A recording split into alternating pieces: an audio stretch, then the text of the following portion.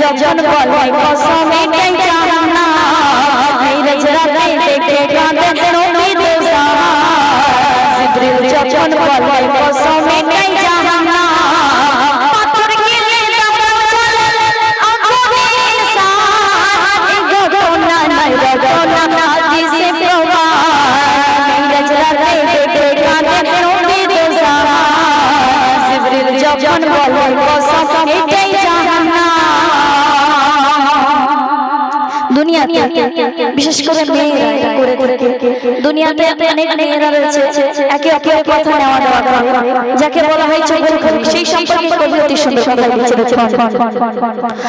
নবী দেখে আপন নবী নিজের গোশত ছিঁড়ে খায়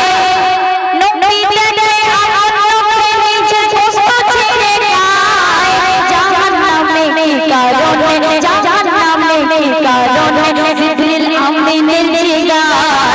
নবী দেখে আপন নবী নিজের গোশত ছিঁড়ে খায় জাহান্নামে কি কারণে জিবরিল আমিনের জিগায় আমার রাসূল পাক যখন জিবরিল আমিনকে জিজ্ঞেস করছে তখন জিবরিল আমিন বলছে